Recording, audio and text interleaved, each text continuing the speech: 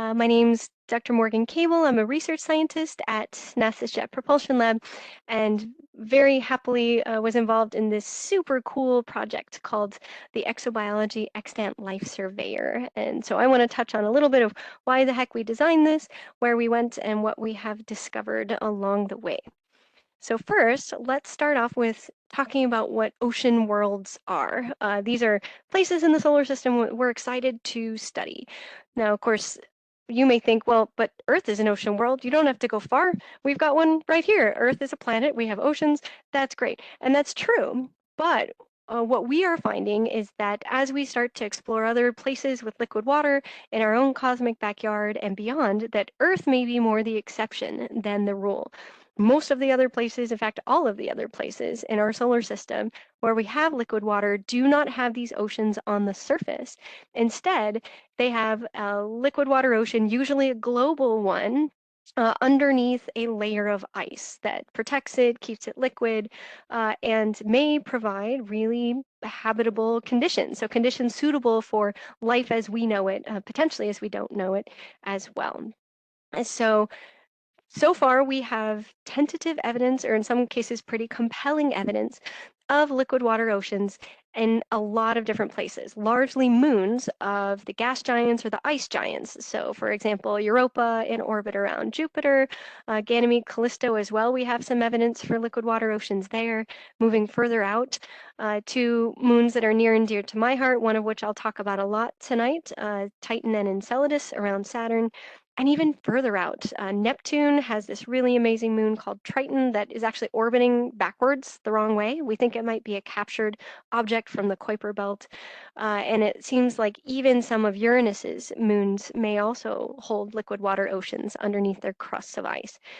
Now, this does connect these worlds together and also to Earth, but they have a lot of differences. The sizes of those oceans, the thickness of the crusts on top of them, what kind of chemistry could be involved. So it's really important that we study each of these to really put into perspective this spectrum of ocean worlds and the potential spectrum of habitable worlds that might be just right here in our own solar system. So first, let's skip out to Saturn. We have done what it normally takes a NASA mission about 7 years to do, going from 1 astronomical unit, which is where Earth is relative to the Sun, down to 10 astronomical units. So we've gone 9 AU in the blink of an eye. I was very lucky to be involved in the Cassini mission right near the end before we did our swan dive into Saturn. And it was such an incredible mission. It was in the Saturn system for about 14 years and explored Saturn, its rings, and its moons. And I am a little biased, but this is one of my most favorite moons around Saturn. Mostly because I am a small human and small things can be mighty. Enceladus is not very big. It's about the size of the state of Arizona. It's about 500 kilometers in diameter, but it breaks all of the rules of things that we expected when we're this far away from the sun. When you are 10 times further away than Earth is, it's much colder. You don't get as much sunlight. And so we expected most of the moons of Saturn to be sort of cold and dead and boring. And instead, we find this moon in particular is spewing free sample from its liquid water ocean out of these 4 giant cracks in the South Pole. We call this a plume of material, and it really surprised us. We have discovered, this is one of many discoveries that Cassini and other spacecraft have made, is that the outer solar system is actually quite dynamic. There are things happening on pretty rapid timescales. And this, to me, is one of the most exciting ones because it's essentially the universe's way of saying, hey, NASA, do you want to go and sample an alien ocean without having to dig or drill through kilometers of ice? Come on down. Come to Enceladus. We have free samples shooting out into space. And we were lucky that we had a spacecraft there already. Cassini was able to fly through that plume of Enceladus multiple times. And it was not meant to be a life detection mission. It did not have instruments that were tuned to look for biosignatures, but we still got a very interesting taste of some things that made us want to go back. There were 2 key instruments aboard Cassini that helped us understand what the plume is made out of. One of them measured gas molecules. That was called Cassini's ion and neutral mass spectrometer. And what we found were some really interesting molecules. Of course, we found water, duh. liquid water ocean, yes, check that box. But we also found some things that microbes either eat or produce, things like methane, molecular hydrogen, so H2, and a few simple, and I'm going to use complex in quotes for complex organics, because this instrument is only meant to look for small molecules. So I'll give you an example. A glycine, the simplest amino acid, has a mass of 75. So you would just barely see that here on this plot. Any larger molecules, things that would make up, say, proteins, DNA, um, bits of cells, your cell membranes, those are too big to show up on this instrument. So again, it wasn't tuned to be a biosignature search mission, but it did give us some hints of some things that microbes might eat or metabolize. So we looked at the gas phase of the plume, but we also looked at these ice grains. So this plume starts in the liquid water ocean in Enceladus's interior. This liquid, when it's exposed to the vacuum of space through those four big cracks, comes out and immediately or very quickly freezes. Those water droplets turn into ice grains. And there was another instrument aboard Cassini that's called the Cosmic Dust Analyzer that was able to measure the composition of those ice grains. And so again, we found water ice like we expected. We found some salts, mostly sodium chloride, at concentrations that tell us that this is close to the same salinity as Earth's oceans. It's a little bit less. We have about 3% sodium chloride in our oceans here. It's about 0.5 to 1.5% at Enceladus, so not quite as salty as Earth's oceans. We also found these interesting organic molecules. And the way this instrument works, it again was not tuned to look for specifically, say, cells or bits of cells, but it saw this repeating pattern that tells us that there are very complex organic molecules in this ocean and in these ice grains. So again, this enticed us, making us think, boy, it'd be really nice to go back. Not only that, but the material that is emanating from this plume at Enceladus, it's actually forming a tenuous ring around Saturn. It's called the E ring, not because Enceladus also starts with an E. They labeled the rings before they, correlated them to the moons, but I do think it's a fun coincidence.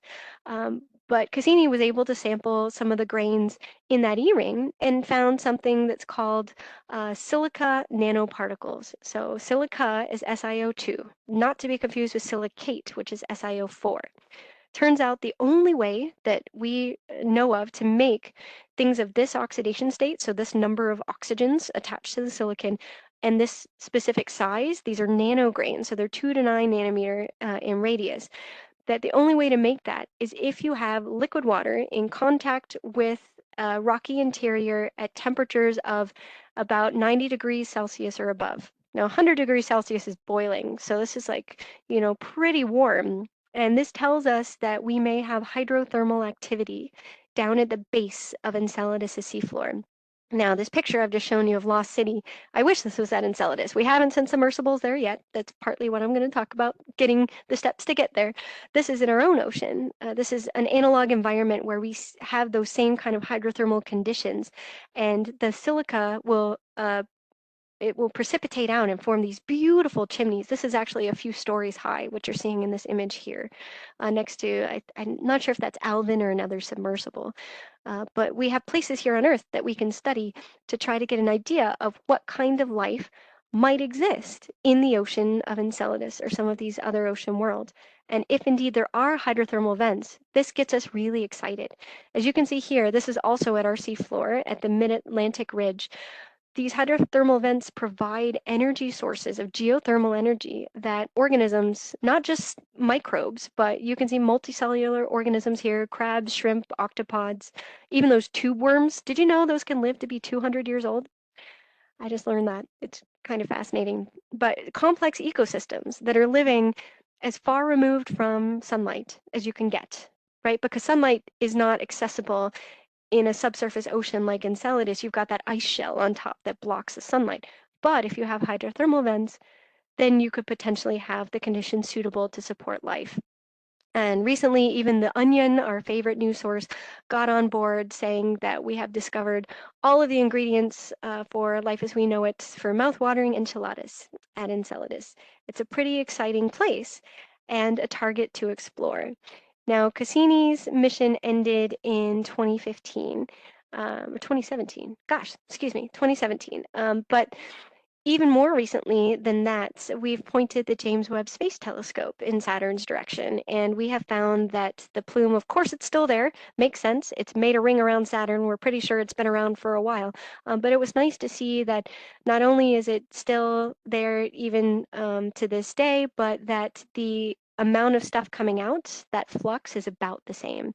This gives us some hope that if we were to plan a future mission to Enceladus, it would probably still continue to be giving us free sample from that liquid water ocean at that time as well. So the question is, what's in there? This is our current picture of what we think Enceladus looks like, cross section. We know it's got a rocky interior. It has a global subsurface liquid water ocean that's thinner at the North Pole, or sorry, the depth is about the same, but the ice shell is thicker at the North Pole and thinner at the South Pole, where these jets are happening and where we think there may be some active heating from hydrothermal vents down at that seafloor. And while it would be great to go back with very sensitive instruments and sample the plume itself, I'm really interested in getting down into those tiger stripes and going down and maybe exploring the ocean itself. These are some images that have been extrapolated from Cassini, so they're exaggerated a bit in the z direction, the up and down. But you can see that the surface is pretty gnarly around these tiger stripes. You have material that's accumulated. If you were to say drive a traditional rover, you'd sort of have to go up before you go down into the cracks. And those slopes can get pretty challenging for sort of a standard rover like you would imagine. And not only that, but we have a few different models that, based on Cassini data, we cannot decide between that give us an idea of the shape of the conduits is essentially as you go down into those cracks and try to access the ocean. Some of them say, okay, it's just an open crack. It's 5 meters wide. As Enceladus orbits around Saturn, the crack may, pump a little bit, so it may get a little bit thinner and a little bit more open, but you could just chuck a probe down and you'd be fine. It's not a big deal. That's great. The problem is that there are a few other models that say, no, this cryovolcanic activity is more like volcanoes here on Earth, where you have some kind of a chamber and you have a choke point that could be as small as about 10 centimeters in diameter, which, if you can see my hands, is about like this.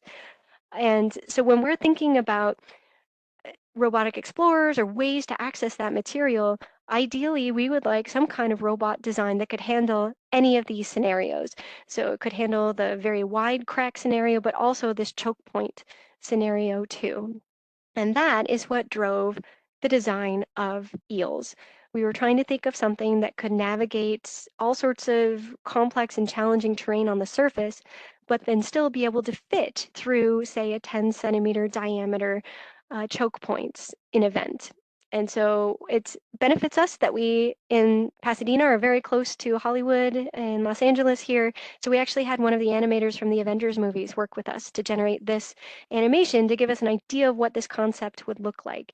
EELS is able to adopt multiple gates and push against the walls of the crevasse to go down against those plume forces, fit through any tight spots, and eventually make it to the ocean. And so this was our concept when we just started to get really excited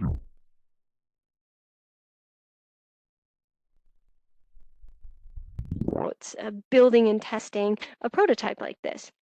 Now, I'm a scientist, but a lot of the team on EELS are engineers as well as designers and modelers. And so they were able to break down the different terrain types that we might anticipate, both on the surface of Enceladus as well as down in that crevasse or chimney, and reaching the liquid water ocean underneath. These are the kinds of things that EELS or any robot would need to be able to handle. And a snake-like architecture has a lot of different gates that you can adopt to be able to move across a surface, to avoid getting stuck, to navigate around obstacles, and then to move up and down, to have that vertical mobility within a crevasse itself. And so we actually started this project around 2020 during COVID. So this first prototype, this video that you're seeing here, this was built out of 3D printed parts. Some of the engineers that were cooped up in their homes during COVID got very creative. And in fact, I think this video is made on, it's either in someone's kitchen floor or on their kitchen counter. just to prove that it was possible. Because in order for this robot to adopt those various gaits, it's got to have these particular joints and ways of being able to move and actuate. So this gave us some hope that we could build a larger prototype that could house a lot of the electronics and things that would be needed to give it its own, what we call proprioception, essentially autonomy to be able to move on its own. The one-way light time, the communication time between Earth and Saturn, depending on where Earth and Saturn are, in their orbits around the sun, is anywhere from 68 to 86 minutes. So that means it takes an hour about for us to send a signal for it to be received at Enceladus. So we can't have an operator on Earth here joysticking, moving EELS around. EELS needs to be able to map its environment, to do path planning on its own, and to be able to move and to navigate challenging terrain without a human in the loop. So it needs to be able to have imagers, LiDAR, things like that to generate those maps, as well as ways to be able to measure how it interacts with the environment. So each of the screws on the individual module have sensors so that they're able to understand how well they're contacting the environment. And this is one of the versions of those screws. We actually have a few different ones depending on the kind of terrain and type of testing that we were working on. So you can see some of them were larger for like looser regolith in the Mars yard, but we also have metal screws that we can heat to be able to interact with ice and melt into the ice. We did some testing on steep slopes. That's a big challenge for traditional rovers. It proved that we could do very steep slopes. Here you're looking at eels autonomously navigate around obstacles. This is a cobra pose. It gets even more terrifying when you do more modules going up. It can actually get as tall as about me, smaller than average human, but about 5 feet up. So we did a lot of testing in our own lab and in our own controlled environments. But anytime that you build a robot, you really want to test it in as close of an analog environment as you can find to wherever you want to send it. Being able to go into the fields, it really helps to prove that your technology can handle any sort of random thing that can be thrown at it, because a lot of sort of randomness it will be encountered that you can't plan for necessarily and control for as you would in a lab. And so we selected a field environment up in Alberta, Canada. There's a glacier there called Athabasca Glacier. And if you've ever been to Banff or Jasper National Park, you're in pretty close to that same area. And we selected this because it has some really great surface topography on the top of that glacier. It also has lots of cracks, crevasses, and moulins so that we could test both horizontal mobility on the top of the glacier as well as vertical mobility down in. Now, of course, it's not going to be identical to Enceladus' surface, which is much, much colder since it's much further away from the sun and doesn't have an atmosphere. But within the crevasse itself, you're pretty close to the melting point of water, especially as you get close to the ocean. And so some of the terramechanical properties are comparable. And we could run some tests using some instrument prototypes as well. So we felt like this would be a good field campaign to prove the hardware, the capability of our robotic explorer. So that's me. This was the coolest thing, one of the coolest things I've ever got to do. Rappel down about, gosh, I think it was like 70 feet down into one of these moulins. They're absolutely gorgeous. But we did this to be able to test various aspects of the horizontal and vertical mobility of eels. We ended up bringing two robots with us, the one that I've been showing you that we call version 1.0, but we also, for our vertical mobility cases, we really wanted to precisely measure the pressure required for eels to be able to push against both walls of the crevasse and move up and down. And the reason for that is because if you do like a simple back of the envelope calculation, the forces required to hold eels up against Earth gravity is about the same as the forces needed for it to be moving down on Enceladus against the Plume forces pushing against it. So it turns out that this was a pretty decent analog for us to just see if it could hold its own weight. And so we designed a separate robot that we called Hebi, which is snake in Japanese, I believe. So our PI here, Ono, is from Japan. And so this is essentially just a couple of those EELS modules on either side with a control box in between. So we could really precisely measure those forces. And so you'll see both of these robots in the next couple of videos I'm going to show you. We had quite a large team out there because we were going to be doing of us specifically testing this robot is because they had these giant buses that drove out directly onto the ice, and this really helped us be able to transport a lot of our equipment. These robots are, 200 pounds each. They're pretty heavy, and so being able to get all of that as close to where we wanted to do the testing as possible was really helpful.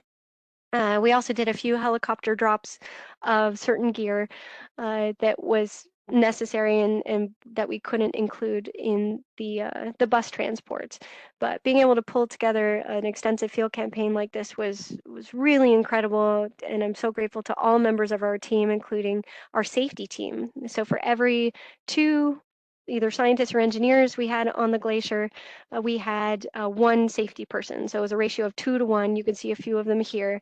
They were responsible for making sure that we could focus on the science and the engineering and not have to worry about falling into a moulin or anything like that. But it's a really important aspect, as well as, finding a place to pack in and pack out all of you don't leave anything behind. So this was a really wonderful campaign. When it came to the horizontal mobility, we tested EELS 1.0 in a lot of different sort of topography environments on the top of the glacier. A lot of it you can see here, we would have it tied in or able to secure it with ropes, but it was moving on its own. You could see a few of the different gates that we were working on testing. For the vertical mobility, we had to do a little bit more extensive preparation and planning because these moulins go down a couple hundred meters and end up forming these rivers that go underneath the glacier. If you were to drop something, whether it is yourself, an ice axe, or a very expensive prototype snake, it's lost. It's gone. You're not going to get it back. And so we had to set up a lot of extensive rigging to make sure that if eels were to slip and fall down a bit that we could recover it. And so all of the tests you'll see we still have some ropes attached, but when we're doing the actual moving of eels up and down, those ropes were slack, and we were sure that we could hold our own weight and do those precise measurements that we wanted to do. You can see some of the water flowing down. We did this field campaign in September, so we picked a time when there wasn't too much snow on top of the glacier, but that it wasn't too melty, but still definitely a hazardous environment. So we were really happy to work with Direct Action Vertical to make sure we all stayed safe. In addition to those engineering tests, we also did some science testing. So this is an instrument that our postdoc Thomas Dravinskis, you can see here, designed and built. We didn't integrate it in with the rest of the rover because we wanted to make sure we had some ability to do some independent testing, but we did some water quality analyses. We also tested the EELS sensor head, so you can see some LiDAR maps here of a moulin. We also did some LiDAR mapping of a lot of the crevasses that then we could make 3D maps with and do some in silico testing back with some of the automation and the proprioceptive path planning and things that we're developing for eels back at JPL. So with all of that, let's see, I think I have a little bit more specifically on some of the outcomes of the team. Yeah, so we've written a few papers. We even made the cover of Science Robotics last year, which was a really big achievement. This, again, is just the beginning of being able to test this kind of technology to make sure that it's ready for the next mission that we send to Enceladus, which NASA currently has plans for one flagship mission. Its next flagship mission will go to Uranus. It's called the Uranus Orbiter and Probe. And depending on funding scenarios, that one is planned to start up next. And then after that, the decadal survey, which meets every 10 years, scientists and engineers get together and provide recommendations to NASA through the National Academy of Sciences, Engineering, and Medicine to recommend where we should go next. They recommended an Enceladus orbiter and lander to follow. And so that is one potential avenue to bring something like EELS to the surface of Enceladus one day. We have a big team. This isn't even everyone, but I feel incredibly fortunate to be part of such an amazing group of humans that dream big and are not afraid of a giant robotic snake that can think and move on its own. this is the safety team, that direct action vertical team that made sure that we could focus on the science and the engineering and not worry about where we were on the glacier because it is quite a hazardous environment. And I just want to end before we get to Q&A with something that Carl Sagan said. He was involved in the very first landers we sent to Mars, Viking. Now, both of these, they worked great, but they were stationary. And Carl noted that it's great to be able to land for the first time in an environment, but boy, there's that one rock that's just out of reach, or what is behind it? What's underneath it? Being able to introduce mobility, to actually be able to interact with your environment and move throughout your environment really opens up a lot of avenues for discovery and opportunistic science and to be able to do the things that we love to do as explorers. So that was one of the main motivating factors, I think, in my mind for being able to have that capability on other worlds as well. So with that, I'm going to stop and I'm happy to take any questions you might have.